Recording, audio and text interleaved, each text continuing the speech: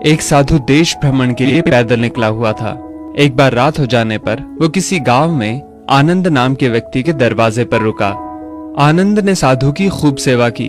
दूसरे दिन आनंद ने बहुत सारे उपहार देकर साधु को विदा किया। साधु ने आनंद के लिए प्रार्थना की, भगवान करे तो दिनों दिन बढ़ता ही रहे। साधु की बात सुनकर आनंद हंस पड़ा और बोला, अरे महात्मा जी, जो है ये भी नहीं रहने वाला। साधु आनंद की ओर देखता रह गया और वहां से चला गया। 2 वर्ष बाद साधु फिर आनंद के घर आया और देखा कि सारा वैभव समाप्त हो गया है। पता चला कि आनंद अब बगल के गांव में एक जमींदार के यहाँ नौकरी करता है। साधु आनंद से मिलने गया। आनंद ने अभाव में भी साधु का स्वागत किया। झोपड़ी में फटी चटाई पर बिठाया, खाने के लिए सूखी रोटी दी। दूसरे दिन जाते समय साधु की आंखों में आंसू थे।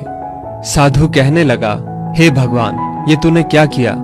आनंद पुनः हंस पड़ा और बोला, महाराज, आप क्यों दुखी हो रहे हैं? महापुरुषों ने कहा है कि भगवान इंसान को जिस हाल में रखे, इंसान को उसका धन्यवाद करके खुश रहना चाहिए।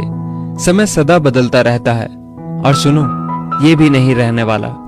साधु मन ही मन सोचने लगा, मैं तो केवल भेष से साधु हूँ, सच्चा साधु तो तू ही है आनंद। कुछ वर्ष बाद साधु फिर यात्रा पर निकला और आनंद से मिला तो देखकर हैरान रह गया कि आनंद अब तो जमींदारों का जमींदार बन गया है।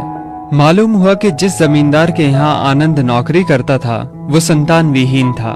मरते समय वो अपनी सारी जायदाद आनंद को दे गया। साधु ने आनंद से कहा, अच्छा हुआ वो जमाना गुजर गया, भगवान करे अब तू ऐसा ही बना रहे। ये सुनकर आनंद फिर हंस पड़ा और कहने लगा, महाराज, अभी भी आपकी नादानी बनी हुई है। साधु ने पूछा, क्या ये भी नहीं रहने वाला?